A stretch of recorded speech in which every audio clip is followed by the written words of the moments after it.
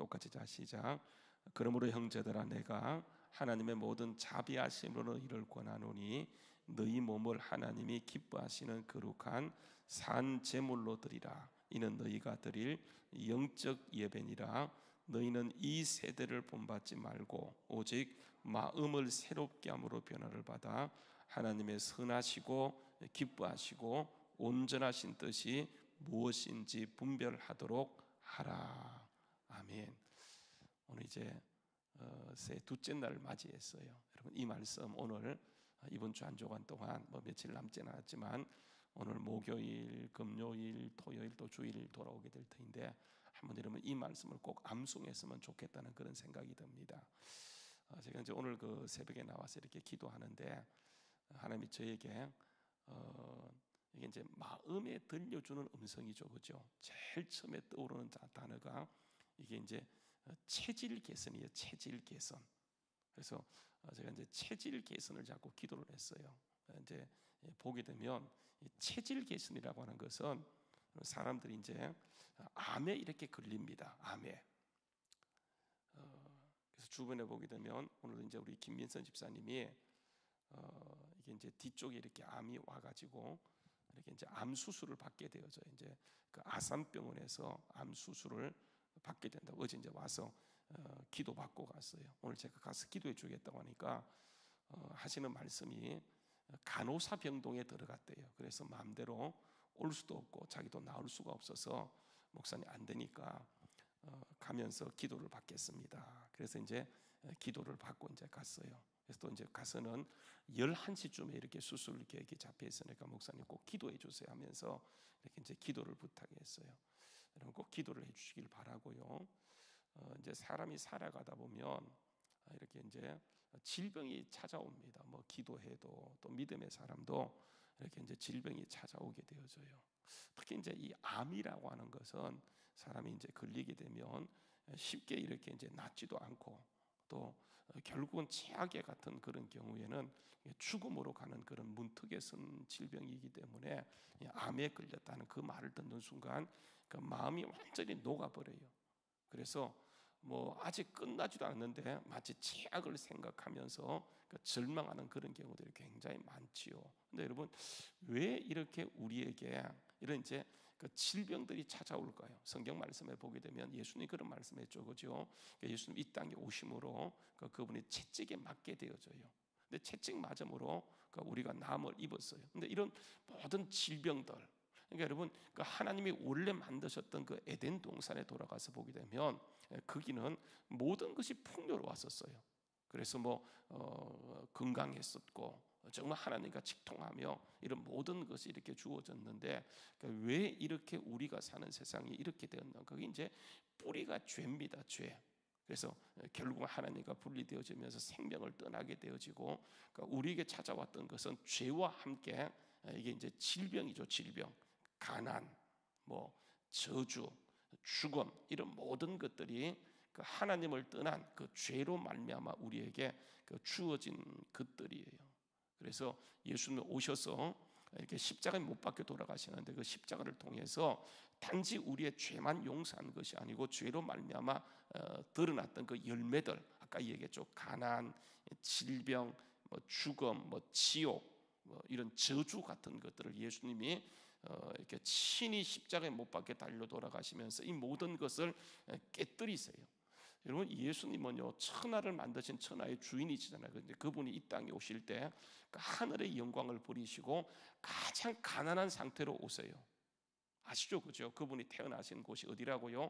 그러니까 말구유라고 하는 거예요. 여러분 이 말구유는 사람이 태어나지 않는 곳이에요. 극한 상황에서도 절대로 사람이 태어나지 않는 그런 곳인데 하나님이 보내셨던 하나님이 예수님을 보내실 때에 통로로 사용했던 사람이 이 요셉과 마리아인데 이들이 어느 정도 가난했는가 그것을 보여주는 것 이게 이제 단적인 예예요. 굉장히 가난했다고 하는 거예요. 근데 예수님께서 뭐 얼마든지 이 땅에 오실 때에 귀족의 집안도 태어날 수 있고 왕족의 집안도 태어날 수 있지만은 이렇게 가장 가난한 집안에 태어나셨던 그 이유는 이게 이제 그 우리의 가난을 친히 모든 것을 소유하신 예수님께서 친히 가난을 선택하시는 것은 우리를 부유케 하기 위함이라고 하는 그것을 여러분 어디 얘기하냐면 고린도후서에 보게 되면 이렇게 얘기해서 그분이 친히 부유한 자로서 가난을 선택하시는 것은 우리에게 부유함을 돌려주기 위함이다 그렇게 말씀하고 있어요. 그래서 예수 믿게 되면 우리가 가난을 선택할 필요 없어요. 가난은 절대로 영성이 아니에요. 많은 사람이요 가난이 영성인 줄 알아요. 여러분 성경 말씀 어디를 보세요. 예수 잘 믿고 가난한 사람이 있는지 없는지 한번 찾아보세요. 다윗이 가난했습니까? 아브라함이 가난했습니까? 여러분 이삭이 가난했습니까?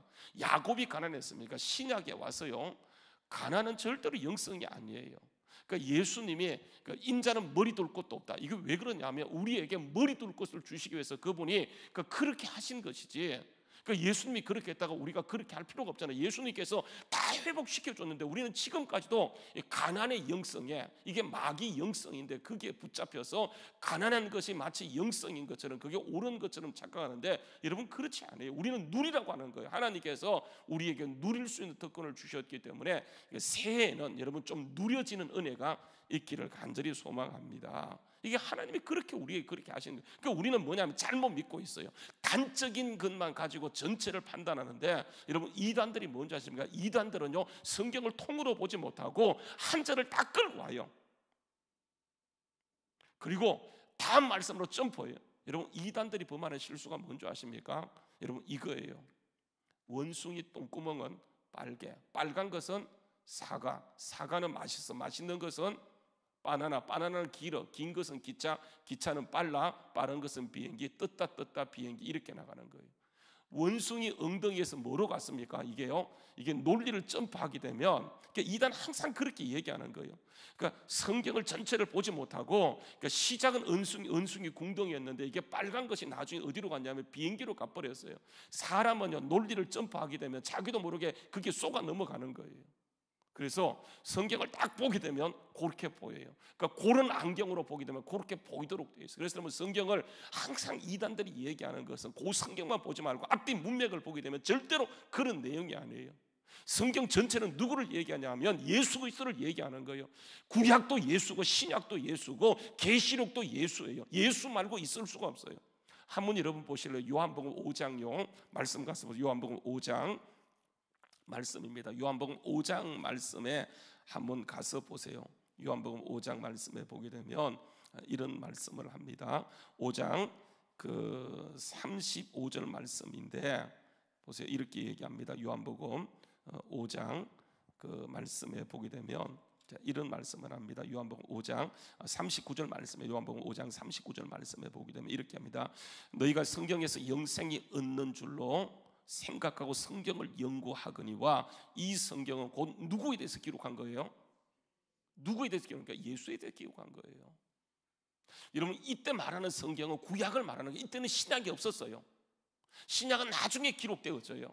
예수님이 가시고 30년부터 그러니까 예수님이 가시면서 내가 속해 오겠다 이렇게 말씀했기 때문에 사람들이요 제자들이 신약을 기록할 생각을 못했었어요. 왜냐하면 너희가 죽음을 보기 전에 인자가 다시 오는 것을 볼 자도 있을 것이라 말씀했기 때문에 그래서 제자들이 성경을 기록하지 못할 생각을 갖다가 예수님이 가시고 30년이 지나면서 사람들이 죽기 시작해요.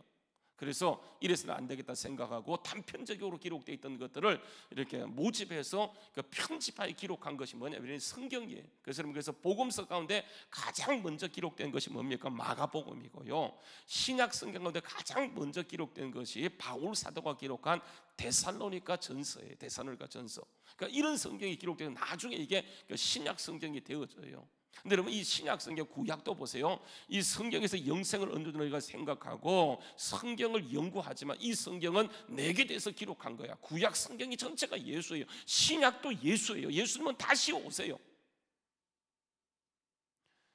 계시록도 예수 말고 다른. 여러분 만약에 어디 가서 성경 공부하더라도 성경 공부 절대로 하지 마세요.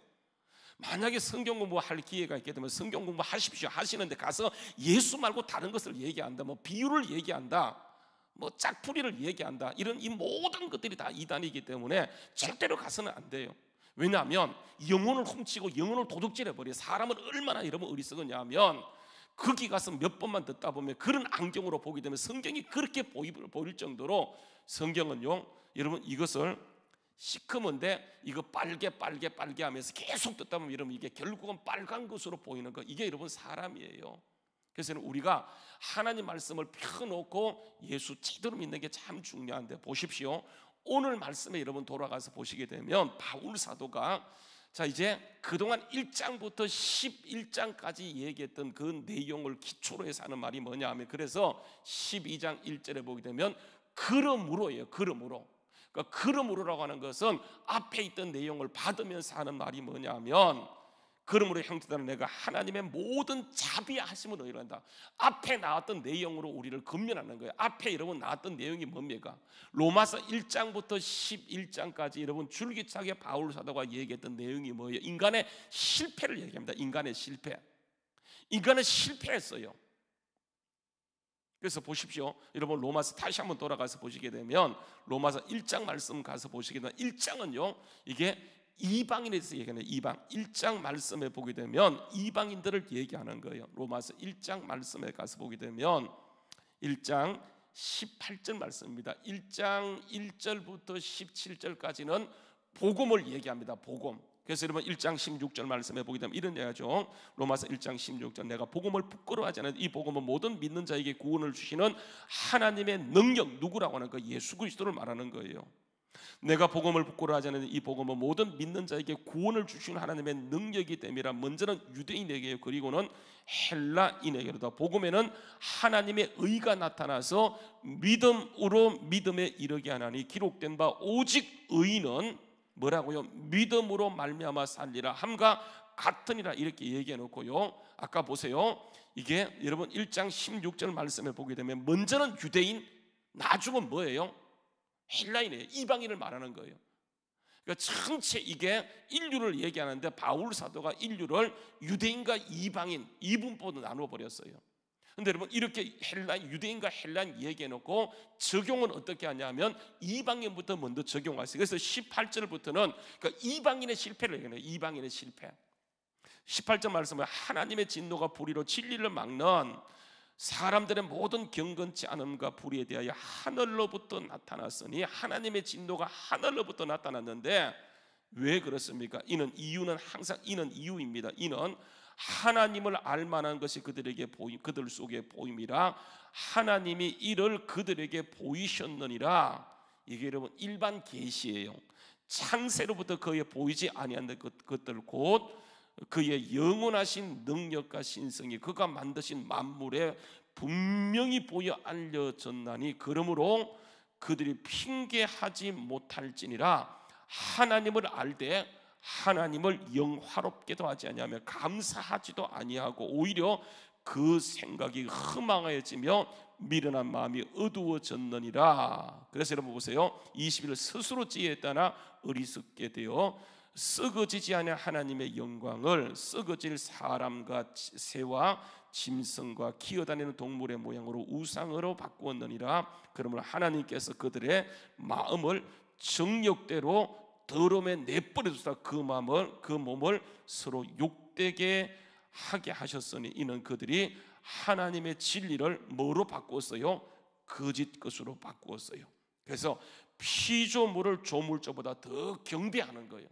오직 하나님인데 하나님이 아니고 이게 하나님 아닌 다른 것으로 흘러갔어요. 여러분 그 결과가 뭐냐면 이렇게 얘기합니다. 한번 보세요. 26절 이 때문에 하나님이 그들을 부끄러운 욕심에 내버려 두셨으니 곧 그들이 여자들도 순리대로 쓰지 않고 영리로 쓰며 그와 같이 남자들도 뭐냐면 동성애예요. 여러분 동성애는요 인권의 문제가 아니에요. 이거는 성적 지향이 아니에요. 이것은요 하나님이 가장 싫어하는, 하나님을 떠났을 때 나타나는 대표적인 특징이 바로 이런 거예요. 그런데 여러분 이 시대 이게요 기독교 국가들이 그것을 법으로, 그들도 인간이고 그들이 인권이 있다고 해서 이걸 법으로 딱 제정해 버렸어요. 유럽이 다 무너졌어요. 미국도 무너졌고 한국도요 이건 못해가지고 지금요 안달나 있어요. 여러분 미국 교회들이 하는 말이 뭔지 아십니까? 너희는 절대로 이것을 허용하지 말라. 이거 허용하면 그때부터 교회가 문 닫아요. 우리요 교인 집사님으로 계시다가 독일 가 계시는 집사님이 계세요. 김현희 집사님, 그 김화영 집사님 계시는데, 여러분 독일은요 종교개혁이 시작된 나라예요. 루터가, 그렇죠? 독일은 여러분 아시는 게 기독교 국가예요.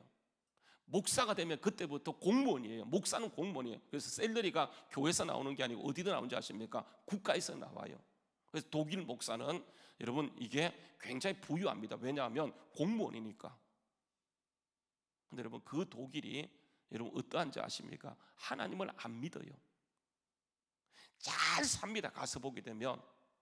근데 여러분 하나님의 복을 받아 잘 살게 됐는데 문화 자체가 하나님을 거부하는 문화. 그래서 여러분 거기 가서 막 3년간 싸우다가 여기 있으면 죽을 것 같으니까, 영이 죽고 다 죽을 것 같으니까, 여러분 생각해 보세요. 이스라엘 민족이 가나안 땅에 들어오면서 하나님이 그들에게 했던 말이 뭔지 아십니까? 너 절대로 그 문화를 배우지 말라, 하나님을 섬기라고 했는데 이스라엘 민족이 그 땅에 들어가서 여러분 바알의 문화에 젖어들잖아, 그죠? 살다 보니까, 보는 것이 그거다 보니까 완전히 그게 젖어들어서 이스라엘 민족이 멸망으로 가는 거예요. 하나님께서는 이 문화 가운데 오직 하나님 섬기면서 문화를 바꾸라고 얘기했는데 어떻게 되냐면 하나님을 떠나게 되면 우리가 그 문화를 취하게 되어져요. 그래서 교회 문화가 세상을 바꿔야 되는데, 빛의 문화가 어둠을 바꿔야 되는데 어둠의 문화를 갖고 와서 교회를요 그렇게 운영하려고 그래요. 그래서 여러분 교회에서 가장 중요한 것은 하나님의 음성을 듣지 못하게 되면, 말씀을 떠나게 되면 여러분 교회가 어느 순간에 시간이 오래 지나가다 보면 이게 완전히 그렇게 되어버리는 것. 그래서 보세요, 로마서 초기에서는 뭘 얘기하냐면 이방인들의 실패를 얘기해요. 그리고 여러분 좀 이제 3장부터 넘어가게 되면 유대인들의 실패를 11장까지 얘기해요. 11장. 여러분 이게 로마서예요. 여러분 그래서 로마서 보세요. 우리가 쭉 보았습니다만은 다시 한번 돌아가서 보게 되면 이렇게 얘기합니다. 한번 보세요. 로마서 9장에 가게 되면 로마서 9장요 이런 말씀을 합니다. 한번 보십시오. 로마서 9장 30절 말씀, 그런즉 우리가, 로마서 9장 30절 말씀, 그런즉 우리가 무슨 말을 하리요? 의를 따르지 않은 이방인들이 의를 얻었고 의를 얻었으니 곧 믿음에서 난 의요, 믿음에서 난 의요. 31절, 의의 법을 따라간 이스라엘은 율법에 이르지 못하였으니 어찌 그러냐? 이는 그들이 믿음을 의지하지 않고 행위를 의지함으로 부딪힐 돌에 부딪혔느니라. 기록된 바 하나님 말씀합니다. 보라, 시온에 뭘 두었다고요? 걸림돌과 그치는 바위를 두었는데, 여러분 이 걸림돌이 뭐예요? 이 바위가 뭡니까? 이 돌이 누구예요? 예수 그리스도예요. 알죠, 그죠? 바위가 여러분 너는 반석이라 이렇게 할 때 여러분 그 베드로인 것처럼 보이지만 이게 예수 그리스도예요. 그래서 여러분 보게 되면 주님께서 작정하시고요 시온에 걸림돌 그치는 바위를 두었노니 이게 뭐로 넘어가는 거예요? 뭐로요? 믿는 자는. 그러니까 오직 믿음이에요. 그러니까 이방인도 믿음이고 유대인도 믿음인데, 이방인은 실패한 것을 믿음으로 예수 그리스도를 받아들였는데 유대인들은요 자기들의 기준인 율법, 나는 너희와 달라, 선민의식을 가지고 결국은 보세요 예수를 거부하게 되어져요. 그래서 그들은 완전히, 그래서 보세요 10장 말씀에 들어와서 보면 이런 말씀입니다. 그러므로 10장 말씀 보세요. 로마서 10장 1절 말씀, 형제들아 내 마음에 원하는 바와 하나님께 구하는 바는 이스라엘이라면 곧 그들로 구원을 받게 함이라 내가 증언하노니 그들이 하나님께 열심히 있으나 올바른 지식 예수를 따른 것이 아니다. 그래서 하나님의 의 예수를 모르고 자기들의 의여 자기 의를 세우려고 힘써 하나님의 의 예수님께 복종치 아니하느니라. 그리스도는 모든 믿는 자에게 의를 이루기 위하여 율법의 마침이 되었다. 그래서 오직 누구라고요? 예수예요. 성경은요 예수 말고 다른 것이 들어올 수 있는 자리가 아무것도 없어요. 어디든지 예수예요. 구약도 예수, 신약도 예수, 이 시대도 여러분 예수예요. 그러니까 예수 말고 그 어떤 것도 없어요. 그래서 여러분 계속 예수를 얘기합니다. 보세요. 그래서 우리가 구원을 얘기할 때 여러분 제가 누차 강조했던 것이 뭐냐 하면 이 구원은 3단계로 이루어져요. 3단계. 첫 번째는 뭐냐 하면 여러분 이게 뭡니까? 칭의예요. 딱 예수 믿는 순간 우리가 거듭나요. 이게 뭐냐 하면 영적인 구원이에요. 영적인 구원. 그런데 영적인 구원으로 끝나는 것이 아니고 영적으로 살아나게 되면 그때부터 이게 성화는 뭐냐 하면 마음이에요. 성화. 성화는 마음이에요. 그리고 여러분 영화는 뭡니까? 영화. 그래서 칭의, 성화, 영화로 가게 되어지는데 잘 보십시오. 이게 칭의는 누구든지 이방인도 유대인도 예수를 구주로 영접하게 되면 그가 거듭나요. 의롭다함을 칭함받게 돼요. 그가 여전히 죄인이지만 완전히 옛날 생활을 청산하지 못했지만 딱 예수를 구주로 영접하는 순간 하나님이 그 사람을 보시면서 이게 우리를 의롭다고 인정해 주는 거예요. 여러분 이 사건 여러분 아시죠? 그죠? 그러니까 유월절 사건을 보게 되면 그러니까 그들이 다 죽게 될 때 애굽 사람의 모든 사람이 죽게 될 때 하나님이 그들을 구원하기 위해서 여러분 했던 그 유월절 제정을 아시죠? 그죠? 양을 잡아먹고 그 양 고기는 잡아먹고 양의 피는 저기 문지방 문설주에 잡아 그냥 발라라. 그러면 죽음의 천사가 오늘 너희를 썰고 갈 때인데 그 피가 있는 그 집은 그가 누가 있든지 그 집에 어떤 사람이 있든지 뭐 한다고 넘어간다.